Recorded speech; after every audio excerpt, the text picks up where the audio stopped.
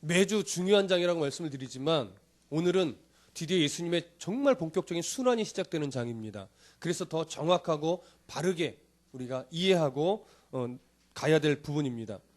저번 주 우리는 예수님께서 제자들과 마지막 만찬을 마치시고 겟세마네로 가셔서 거기서 제자들과 함께 기도하는 장면을 보았습니다. 그때 예수님이 겟세마네로 갔을 때가 밤중입니다. 그렇죠? 그런데 중요한 것은 예수님이 제자들과 함께 겟세마네로 갔을 때 가룟 유다가 동행했어요? 안 했어요? 동행하지 않았어요.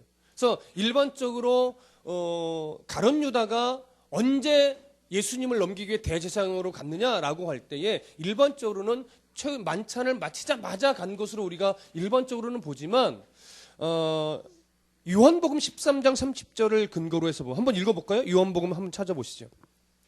요한복음 13장 30절. 요한복음 13장 30절. 자, 함께 읽어봅니다. 시작. 유다가 그 조각을 받고 곧 나가니 밤이러라. 자, 요한복음의 근거는 언제 나갔어요? 만찬이 마치기도 전에 떡 조각을 받아 먹고 나서 살며시 나간 거예요. 왜요? 마음에 뭔가 급함이 느껴진 거죠. 야, 예수님 눈치챈 것 같다. 이러다가는 내가 배신자로 몰려서 돌 맞아 죽을 수도 있고 예수님을 잡아 넘기는데 실패할 수도 있고 그렇게 해서 못 넘기면 또 대제사장들의 미움을 받아서 또 죽을 수도 있고 마음이 지금 급해진 거예요. 그래서 떡 조각을 받아 먹자마자 눈치를 쫙 살피다가 살며시 어떻게 해요? 나간 거죠. 그러고 나서 바로 대제사장들한테 가서 지금 여유 부릴 시간이 없습니다. 빨리 예수를 지금 잡지 않으면 도망갈 수도 있고 내 계획이 다 탈로 날 것 같으니 빨리 가서 잡읍시다. 그럴 때 대제사장들은 원래 언제 잡기로 작정했다고요? 네, 정확하게 날짜는 못 박지 않았지만 6월절 기간 안에는 잡지 않기로. 왜? 밀란이 일어나거나 예수를 추동하는 그 인기를 따라 추종하던 무리들이 반란이 일어날 수 있기 때문에 그래서 6월절이 지나서 잡기로 했지만 이 유다로 인해서 계획이 갑작스럽게 수정된 거예요. 지금이라도 잡자 이렇게 되는 거죠. 그렇게 해서 아마 막 준비를 하고 출동했을 거예요. 유다가 그렇게 찾아갔을 때가 이미 요한복음에 근거하면 밤이에요. 그러고 나서 이제 예수님은 겟세마네로 갔고 거기서 기도를 3번에 걸쳐서 이 잔을 내게서 지나가게 하옵소서. 그렇죠? 그러나 누구의 원대로? 하나님의 원대로. 결국 이 얘기는 뭐였어요? 우리를 구원하고자 하는 하나님의 방법은 유일하게 뭐밖에 없다? 죄 없으신 예수님이 죽는 것밖에 없다. 예수님이 그 정도로 이 잔을 가능하면 내게서 지나가게 하옵소서라고 얘기했을 때 하나님이 그냥 그래 그러면 다른 방법을 간구해보자라고 하실 수도 있지만 그러지 않으신 이유는 예수님이 죽는 것밖에 방법이 없다. 그래서 이것은 종교다원주의와 철저하게 반대되는 입장이에요. 종교다원주의는 뭐예요? 모든 종교에 구원에 이르는 길이 있다. 그러나 다른 종교에 우리를 위해 죽으신 예수 그리스도가 있어요? 없어요? 없어요. 그래서 그들과 진리를 공유할 수 없는 거예요. 우리를 위해 죽어주시는 예수님, 그것이 유일한 방법이라고요. 우리가 하나님의 나라에 들어가는 우리의 죄를 용서받는 유일한 방법이라고요. 예수의 보혈의 피를 통과하는 것. 그렇게 3번의 기도를 마치시고 이제 제자들과 마지막 대화를 하고 계시는 중에 오늘 47절에 보니까 이렇게 말해요. 말씀하실 때에 그때 유다가 군사들을 데리고 쳐들어온 거죠. 그럼 이 말씀하실 때라는 표현은 어떤 느낌이에요? 예수님이 제자들과 막 대화를 끝내기도 전에 급히 서둘러 유다가 군사들을 이끌고 종종 뛰어왔겠죠. 그래서 결국 예수 앞에 섰다라고 하는 얘기예요. 이건 뭐예요? 유다가 얼마나 긴급하게 얼마나 조바심 내며 군사들을 동원하여 왔는지를 알 수 있는 거예요. 자기의 계획을 이루고자. 그렇죠? 그래서 성경은 또 이렇게 말합니다. 말씀하실 때에 12 중에 하나인 유다가 왔는데 그냥 제자였던 아니면 12 제자인 뭐 이렇게 표현해도 돼요. 근데 뭐라고 표현하냐면 12 중에 하나인 왜 12 중에 하나라는 표현을 했을까요? 성경이. 굳이 다른 표현이 많음에도 불구하고 그 이유는 하나입니다. 자신의 어떤 예수 그리스도에 대한 인간적인 낙심, 또 물질에 대한, 재물에 대한 자기의 탐욕, 이것으로 인해 하나님 나라의 영광스러운 직분, 사도라고는, 제자라고 하는 영광스러운 직분을 모아요 버린 그런 어리석은 자라는 표현입니다. 그런 어리석은 유다가 왔다라고 하는 걸 표현하는 거예요. 그래서 그런 유다가 왔는데 대제사장들과 백성의 장로들에게서 파송된 큰 무리가 칼과 몽치를 가지고 그와 함께 왔더라. 칼과 몽치라고 하는 것은 당시 로마 군인들이 갖고 다니던 짧은 몽둥이를 말해요. 어떤 느낌인지 아시죠? 우리나라 뭐 경찰들도 갖고 이런 몽둥이 옛날에 갖고 다녔잖아요. 그런 걸 몽치라고 말합니다. 칼과 몽치를 들고 왔던 거예요. 근데 신학자들은 이 대동하고 온 군사들, 무리들, 뭐 대신의 종들 이런 사람들의 숫자를 대략 300에서 500명이 왔을 거라고 견해를 밝힙니다. 왜냐하면 예수 한 사람 그냥 잡기로는 한 몇 명 와도 충분하죠. 그러나 혹여나 소요가 일어날 수도 있고 혹여나 도망칠 수도 있어요. 산이니까. 그렇게 되면 수색해서 잡아야 하기 때문에 300에서 500명을 대동하고 온 것으로 신학자들은 견해를 밝힙니다. 지금 사실은 근데 지금 이때가 예수님을 붙잡기에 가장 좋은 기회예요. 왜냐하면 유월절 기간임에도 불구하고 예루살렘 안에 이 몇백만 명의 사람들이 몰려들어요. 그러니 함부로 예수를 잡다가는 예수를 추종하는 무리들에게 막 소요가 일어나고 예수를 잡지 말아라 막 난리를 피고 이럴 수 있을 텐데 지금 그 무리들과 완전히 동떨어져서 어디에 있어요? 한적한 산에 있단 말이에요. 그것도 그냥 제자들과 함께. 그러니 잡기가 가장 좋죠. 소요가 일어날 일도 없고 밤이었기 때문에 다른 사람의 눈에 알려질 이도 없고, 그렇죠? 그게 지금 가장 잡기 적당한 시기예요. 그럼에도 불구하고 그들은 결국 그 예수님을 붙잡았어요. 예수님이 순수하게 붙잡혀 주셨기 때문이죠. 대제사장들이 원하는 대로 됐습니다. 그렇죠? 잡아서 이제 죽이는 일만 남았잖아요. 하루 상간에 예수님이 재판 받고 죽는 일까지 막 벌어지는데 대제사장들이 원하는 대로 됐지만 실제로 이것이 그들의 계획대로 된 것입니까? 아니죠. 대제사장들이 원하는 대로 붙잡혔지만 대제사장들의 계획대로 된 것이 아니라 철저하게 하나님의 계획대로 지금 진행되고 있는 거예요. 그들은 이것이 그래 역시 우리가 예수를 잡았어야지 죽이면 돼.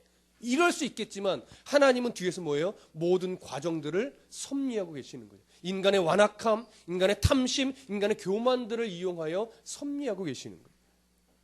자, 48절 49절 한번 읽어보시죠. 함께 읽어봅니다. 시작.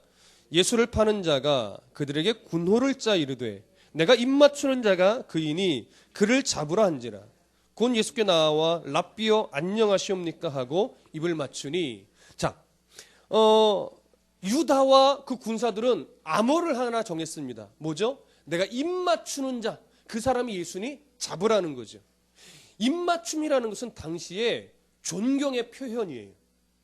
내가 당신을 존경합니다. 내가 당신을 사랑합니다. 근데 그 존경의 표시를 어떠한 신호로 바꿨어요? 예수님을 잡아 넘기는 신호로 바꿨어요. 그래서 저는 오늘 본문의 제목을 그래서 배반의 입맞춤이라고 한 거예요. 그러니까 배반의 입맞춤이라고 제목을 막 쓰다 보니까 왜 머릿속에서 배반의 장미 이런 느낌이 떠올라요? 이게 드라마의 위력인지도 모르겠어요. 배반의 입맞춤을 했어요. 하나님께 마땅히 드려야 될 존경의 표현을 그를 배반하고 넘기는 걸로 썼다고요. 여러분, 어쩌면 우리가 드리는 하나님에 대한 사랑이 혹시 하나님의 거룩하심을 드러내는 표현이 아니라 하나님의 능력을 좀 빼오고 하나님께 복 받으려고 하고 하나님을 이용해서 내 이 세상에서 뭔가 조금 더 잘 되고자 하는 욕심의 입맞춤이 되지는 않는지 우리를 한번 좀 생각해 보실 필요가 있을 겁니다. 하나님의 사랑으로 우리는 늘 부족해해요. 하나님의 은혜를 입어 구원의 백성이 됐다는 것을 우리는 잘 만족하지 못해요. 그러니까 사랑을 하나님께 드리면서 자꾸 나는 하나님 구원으로는 만족하지 못해요. 물질도 필요하고요. 건강도 필요하고요. 우리 자식들 좋은 대학도 필요하고요. 좋은 직장도 필요하고요. 필요한 것만 나열하는 거예요. 어쩌면 유다의 입맞춤과 하나님 향한 우리의 입맞춤이 별반 다를 것이 없을 수도 있다라고 하는 사실을 여러분 좀 생각해 보실 필요가 있을 겁니다. 유다는 그렇게 안타까운 암호를 짰고 예수님께 즉시로 나아가서 입을 맞췄습니다. 근데 맞추는데 예전과는 달리 더 큰 소리로 랍비여 안녕하시옵니까? 더 큰 목소리로. 왜요? 왜 그렇게 인사했을까요? 뒤에 따르는 군사들이 들으라는 거죠. 이 사람이 예수다라는 걸 알려주기 위함이죠. 그러면서 부르는 호칭이 뭐예요? 랍비여. 당시 랍비라고 하는 것은 예수님을 메시아로 인정하지 않는 자들이 그냥 존중하는 표현으로, 때로는 비아냥거리는 표현으로 했던 표현이 바로 랍비여, 선생님이여, 이런 표현이었어요. 유다는 그런 표현하면 안 되는 자였습니다. 그럼에도 불구하고 지금 뭐예요? 예수를 팔아넘기려고 랍비여, 세상 사람들이 예수를 대적하는 자들이 했던 칭호를 이 유다가 쓰고 있는 거예요. 얼마나 그 마음이 완악해졌으면. 그래서 랍비여 안녕하시옵니까? 인사하고 입을 맞춥니다. 이제 예수님께 입을 맞춘 유다는 건널 수 없는 강을 건너고 말았습니다. 50절 함께 읽어보시죠. 시작. 예수께서 이르시되 친구여 네가 무엇을 하려고 왔는지 행하라 하시는데 이에 그들이 나와 예수께 손을 대어 잡는지라. 예수님은 유다를 향해서 친구여라고 불러주셨습니다. 왜 친구여라고 호칭하셨을까요? 결국 자신의 탐심으로 인해 예수를 배반하고 버린, 그래서 그 영광스러운 12명의 제자들 중에 한 명이라는 그 거룩하신 위치를 내어버린 유다에 대한 안타까움의 표현이었을 겁니다. 그래서 예수님은 그를 향하여 친구여라고 합니다. 그리고서 네가 무엇을 하려고 했는지 그대로 행하라. 뭐예요? 나는 이미 준비가 되어 있다. 나는 이미 너희들의 손에 붙잡혀 죽을 각오가 되어 있다라고 하는 것이죠. 그래서 결국 그들은 손을 대어 예수를 잡습니다. 병사들이. 예수님 순환이 이제 시작이 되는 겁니다. 자, 51절 함께 읽어보시죠. 시작. 예수와 함께 있던 자 중에 하나가 손을 펴 칼을 빼어 대제사장의 종을 쳐 그 귀를 떨어뜨리니. 요한복음 18장을 근거로 해서 보면 여기서 칼을 뺀 자는 베드로요, 그 귀가 잘린 자는 말고라고 하는 대제사장의 종입니다. 베드로가 칼을 빼어 말고의 귀를 잘랐습니다. 여러분, 어쩌면 베드로가 내가 주와 함께 죽을지언정 내가 떠나지 않겠습니다라고 했던 이 고백은 어쩌면 이 칼과 자신의 용기를 믿고 한 말일지도 모르겠습니다. 언제부터 베드로가 칼을 들고 다녔을까요? 학자들은 베드로만 칼을 들은 것이 아니라 실제로 다른 제자들도 칼을 들고 있었다라고 견해를 밝힙니다. 언제부터인지는 모르겠습니다. 예수님이 종종 내가 붙잡혀 죽을 거다라고 하는 말을 표현했을 때 아마 우리가 이제 예수를 보호해야 되지 않을까? 예수를 붙잡히게 놔둘 수 없잖아. 그러면서 아마 제자들이 언제부턴가 칼을 들고 다녔던 것으로 봅니다. 그러고서 지금 베드로가 앞장서서 말고의 귀를 잘랐습니다. 지금 베드로뿐만이 아니라 제자들의 마음 중심에는 죽음을 불사하고 예수를 지켜낼 각오가 있었을까요? 없었을까요? 여러분, 있었습니다. 잘 생각하셔야 돼요.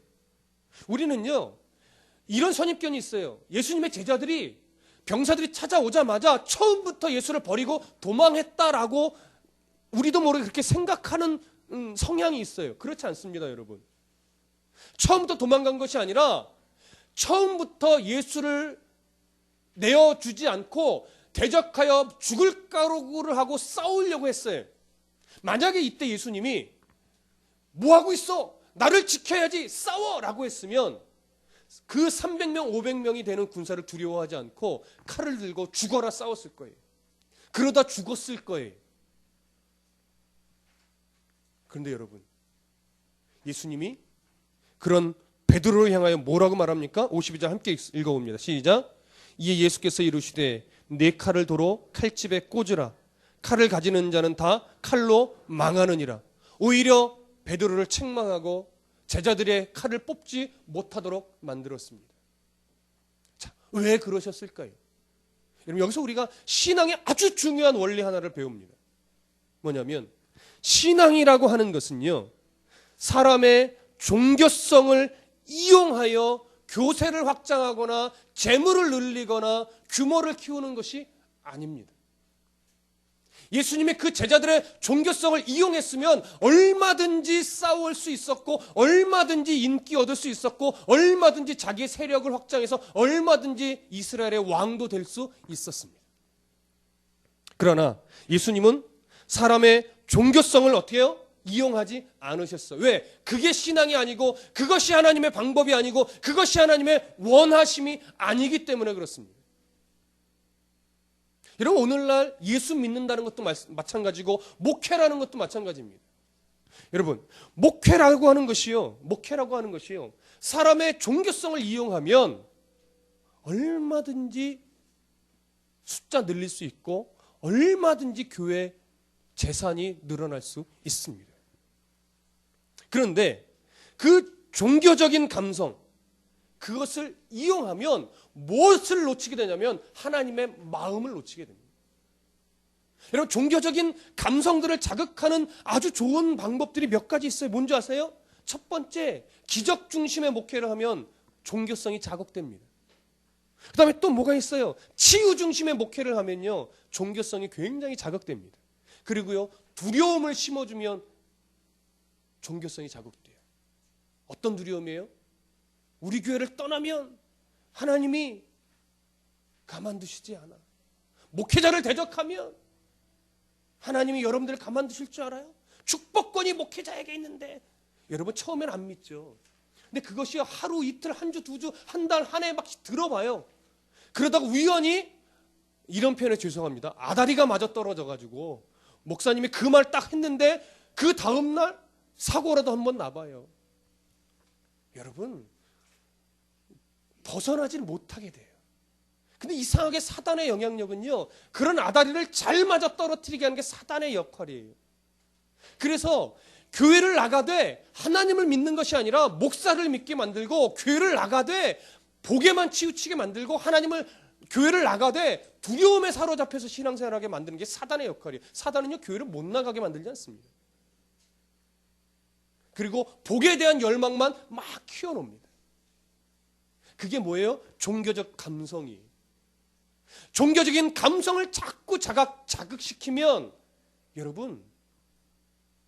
여러분들도 어쩔 수 없이 눈물 콧물 빼고, 여러분들도 어쩔 수 없이 하나님께 사로잡히지 않고 이 땅의 그런 종교적인 종교성에 사로잡혀서 삶을 살아가게 돼요.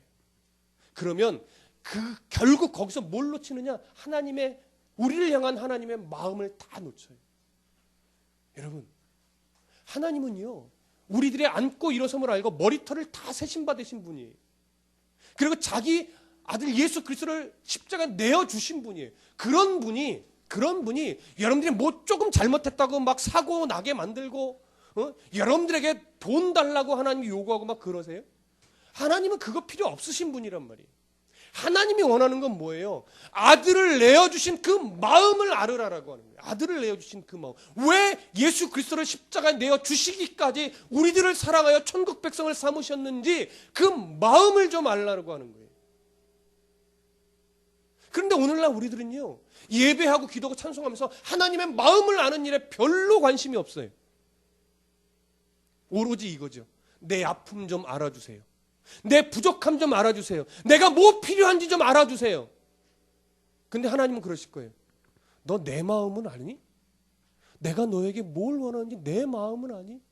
너는 맨날 내 앞에 와서 눈물 콧물 짜고 눈물만 흘리는데 그 눈물을 내가 모르지 않는다. 그 아픔을 모르지 않는다. 그런데 너를 향한 내 마음은 아니? 너희를 향한 내 마음을 넌 헤아리고 있니?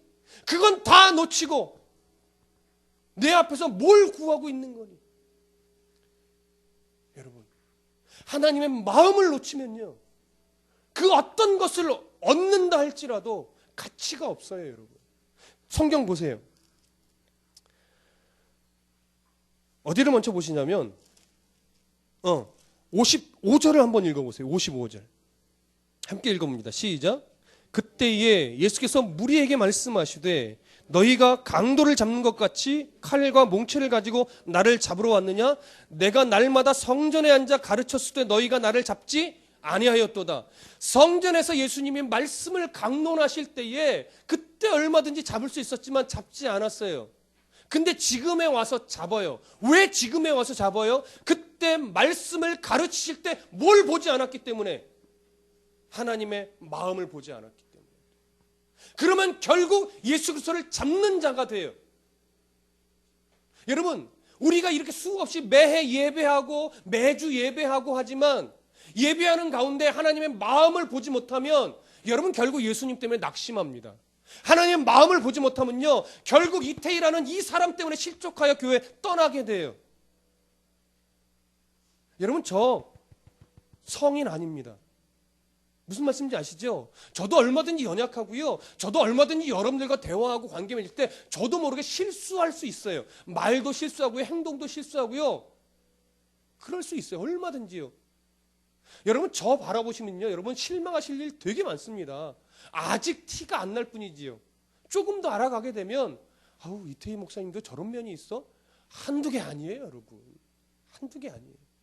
근데 아직은 제가 하나님 앞에서 정직하게 설교하려고 애를 쓴다고요. 그때 저를 보는 것이 아니라 저를 통해서 증거되어지는 성경의 그 하나님의 마음을 빨리 찾고 만나야 저 때문에 실족하지 않을 수 있고, 하나님의 마음을 빨리 바르게 만나고 깨달아야 하나님에 대해서 실망하지 않을 수 있어요. 거기서부터 진짜 신앙이 시작되는 거예요. 하나님을 만나지 못하니까 성도가 상처받아요. 하나님의 마음을 모르니까 성도가 실족해요. 하나님의 마음을 만나지 못하니까 성도가 어려운 삶의 기쁨을 찾는 것이 아니라 어려운 삶이 더 힘들어져요. 여러분, 신앙은요, 환경이 바뀌는 게 아니에요. 내가 예수 믿었더니 환경이 바뀌더라, 이게 신앙이 아니에요. 내가 예수를 바르게 만났더니 환경은 더 안 좋아지는데 내 안에 기쁨이 샘솟더라. 여러분, 이 기쁨이 어디서 오시는지 아십니까? 하나님을 바르게 만나니 내 속에 기쁨이 샘솟더군요. 이게 신앙이에요. 근데 그러는 중에 하나님이 때로는 채워도 주시더라고요 라고 하는 고백이 보너스로 나가는 거예요, 여러분. 근데 우리는 보너스가 자꾸 메인이 돼요. 하나님의 마음과 사랑은 온데간데 없고 하나님이 이거 주셨어요 라고 하면서 그것만 드러내요. 그래서 저는 간증 집회가 싫습니다. 건강한 간증 집회는 좋지만 많은 부류의 간증 집회는요, 하나님이 없어요. 하나님이 이거 주셨더라, 하나님이 이렇게 도와주셨더라 라고 하면서 주신 것, 채워주신 것, 내가 지금 누리고 있는 것에만 초점이 맞춰지고, 많은 성들이 그 간증을 들으면서 뭐만 부러워하냐면 받은 것, 채워진 것, 잡고 있는 것, 이것만 부러워해요. 저는 그래서 간증 집회가 싫어요. 하나님을 보여주지 않으니까. 하나님을 보여주는 간증이 되어야 돼요. 근데 여러분, 병 낫는 간증보다, 부자 된 간증보다, 좋은 대학 간 간증보다 어떤 간증이 더 귀한 간증인지 아십니까? 나 같은 놈이 예수를 믿는다라고 하는 이 사실. 이게 최고의 간증인데 이건 간증으로 안 여겨요. 여러분, 저 같은 놈이 목사가 됐어요. 안 놀라우세요? 여러분, 그냥 제가 목사인 저를 보니까 그냥 거룩해만 보이시나요? 제 친구들은요, 놀라요. 네가 목사가 됐어? 네가 설교를 해? 왜요? 제 학생 때 얼마나 말주변매가 없었는지 알거든요. 그냥 착했어요, 저는. 죄송합니다. 그냥 착한 학생이었어요. 논리가 정연하지도 않았고요, 공부를 썩 잘하지도 않았고요, 말주변도 별로 없었어요. 근데 우리 성도들은 하나님이 저를 목회자 만들고 설교하는 강단에서 저를 만나다 보니까 제가 말을 참 잘하는 사람인 줄 알아요. 안 그래요, 여러분? 하나님을 보셔야 돼요. 하나님. 저를 목사 만드신 하나님을 보세요. 여러분들을 예수 믿게 만드신 그 하나님을 보시라고요. 그게 최고의 간증이라고요. 죽을 병에 걸렸는데 기도하면 낫더라. 오죽하면 그 사람을 죽을 병에 걸리게 하셨겠어요. 얼마나 완악하면. 여러분, 그런 은혜 받고 싶으세요? 축복 기도해드려요? 하나님, 저 성도가 곧 시한부 인생의 선고를 받게 해주십시오. 그리고 죽어라고 기도한 후에 그 병이 나을 수 있는 은혜를 주십시오. 그러고 싶으세요? 지금 그런 고난 없이 지금 일상 중에 내가 예수를 믿고 있다? 이게 최고예요. 근데 왜 엉뚱한 간증을 부러워하세요? 그러지 마시라고요. 지금 내가 예배하고 있고, 내가 지금 기도하고 있고, 내가 지금 예배를 통해서 하나님의 마음을 조금씩 알아가고 있다? 최고의 복을 누리고 있는 거예요. 근데 이런 복은요, 막 현실에 찌릿찌릿 뭔가 오지 않으니까 자꾸 복이라고 여겨지지 않으시는 거예요. 그러시면 안 돼요, 여러분. 신앙은 그런 종교성을 자극시키는 것이 아닙니다. 하나님을 보셔야 돼요. 하나님. 자, 본문으로 다시 한번 돌아가 보시죠. 자, 52절 함께 다시 한번 읽어봅니다. 시작. 네 칼을 도로 칼집에 2회부터 시작. 이에 예수께서 이르시되 네 칼을 도로 칼집에 꽂으라. 칼을 가지는 자는 다 칼로 망하느니라. 이것이 하나님 나라의 모습입니다. 세상의 가치관과는 충돌되는 거예요. 왜 이것이 세상의 가치관과 충돌되느냐? 세상은요, 힘 없는 진리보다는요, 힘을 가진 악을 더 좋아합니다. 무슨 느낌인지 아시겠어요?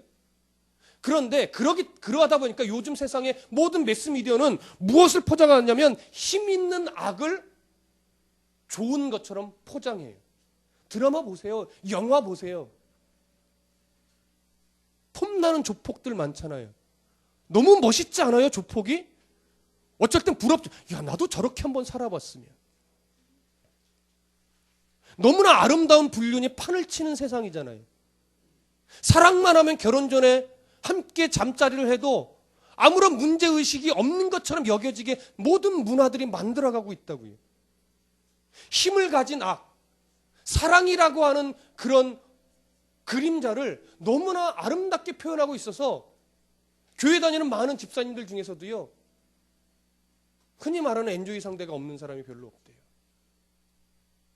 근데 그걸 또 쉽게 막 대화 속에 대화를 나눠요. 이게 제가 상상으로 꾸며낸 것이 제가 듣는 얘기가 있어서 드리는 말씀입니다. 여러분, 미친 성도가 너무 많아요. 정신 나간 성도가 많다고요. 수없이 예배하고 집사님이고 권사님이고 장로님이고 성경 공부를 하고 제자 훈련을 했는데 엔조이 상대가 있어요. 자기 아내 말고 자기 남편 말고 즐기는 상대가 있다고요. 하나님을 두려워할 줄 몰라요. 왜 그래요? 예배를 수없이 해도 누구를 못 만나니까, 하나님의 마음을 못 만나니까. 우리 하나님이 어떤 하나님이고 내 삶에 어떤 삶을 원하시는지를 못 느끼니까. 그러니까 무늬만 집사예요. 무늬만 목사예요. 무늬만 장로예요. 결국 그것이 뭔지 아세요? 하나님을 잡는 거예요. 한때 러브호텔이 집사들이 오지 않으면 운영이 안 될 정도였대요. 큰일 났죠. 큰일 났죠. 교회만 커지고 교회 십자가만 많아지면 뭐합니까? 하나님의 마음이 선포되어지지 않고 하나님의 마음을 못 보는 성도들로 가득한데. 그래서 지금 저나 여러분들이 더 중요합니다. 하나님의 마음을 놓치는 목사가 되면 안 되고 하나님의 마음을 보지 못하는 성도가 되면 안 됩니다. 그것이 부자 되는 것보다 더 중요하고 그것이 병 낫는 것보다 더 중요하고 그것이 자식 잘 되는 것보다 더 중요해요.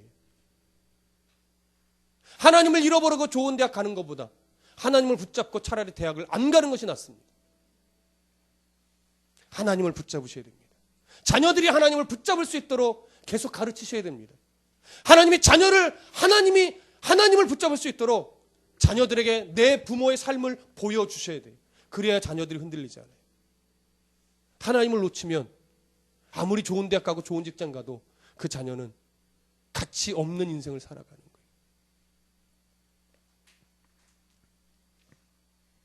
여러분, 하나님의 나라는 그래서 칼로 세워지는 나라가 아닙니다. 하나님의 나라는 무력으로 세워지는 나라가 아닙니다. 예수님이 능력이 없어서 붙잡히셨습니까? 아니요. 53절 보시죠. 너는 내가 내 아버지께 구하여 지금 12군단 더 되는 천사를 보내시게 할 수 없는 줄로 아느냐? 여기서 군단이라고 하는 것은 6,200명으로 구성된 로마 군대를 말하는 겁니다. 근데 그것이 12군단이래요. 대략 7,200명.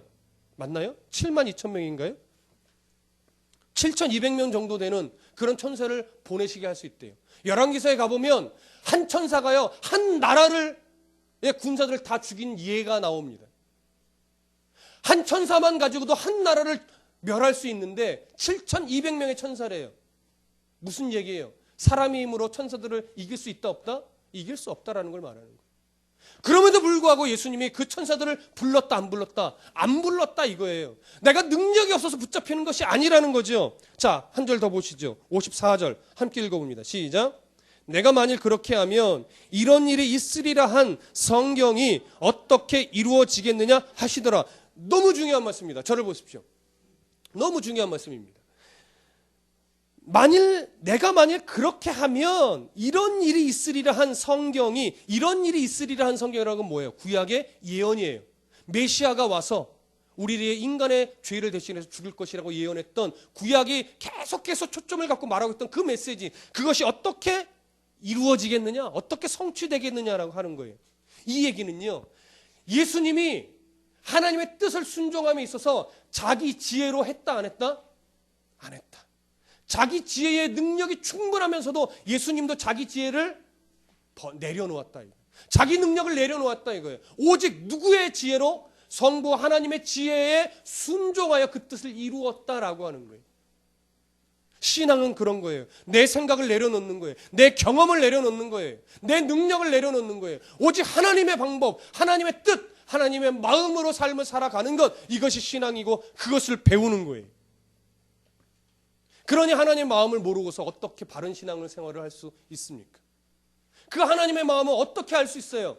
성경을 통해서 알 수 있는 거예요. 하나님의 마음은요, 기적으로 배우는 것이 아니에요.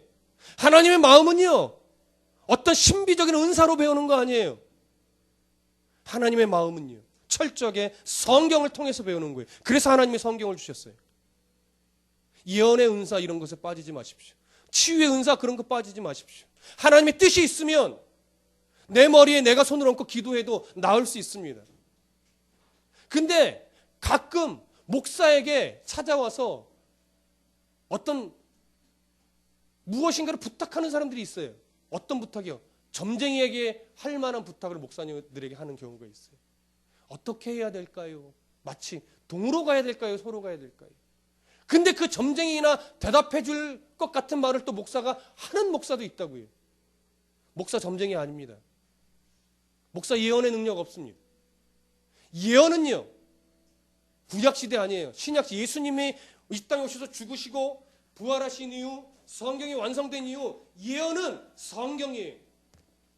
사람의 예언 믿지 마십시오. 우리 성도만큼은 누가 예언의 은사가 있다? 찾아가지 마십시오. 안 믿는 건 아닙니다. 그러나 99%는 잘못되어 있습니다.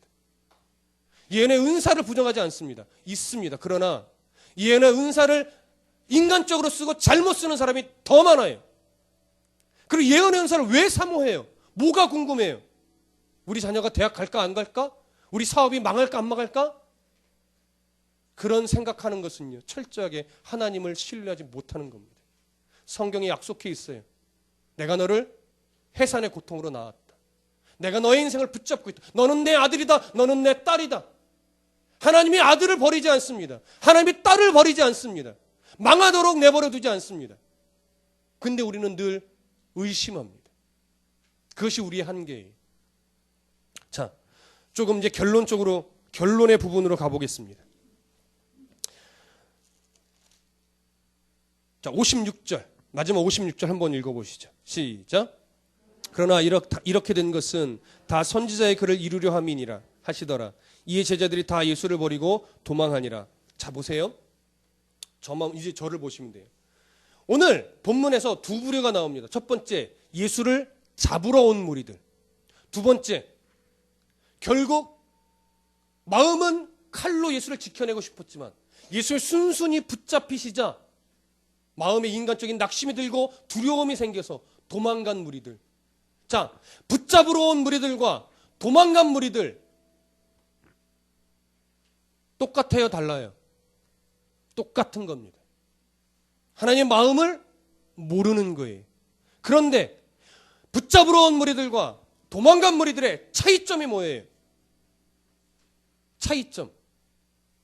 예수 그리스도 안에 있었느냐 없었느냐. 제자들이 잘나서 선택받은 것도 아니고 제자들이 잘나서 나중에 사도로서의 삶을 살며 순교하기까지 복음을 위해서 살았던 것 아니에요, 여러분.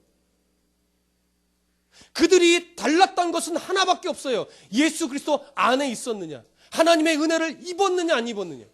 그 차이를 설명하는 거예요. 우리는 모두 삶으로 보면 붙잡으러 온 자와 똑같고 버린 자와 똑같아요. 예수님을 이용해 먹으려고 드는 그런 연약한 우리들이라고요. 근데 오늘 교훈은요, 예수를 붙잡는 사람이 되지 말아라, 예수님을 버리는 사람이 되지 말아라, 이거 말하는 것이 아니에요. 우리는 그럴 수밖에 없는 존재이다라고 하는 거예요.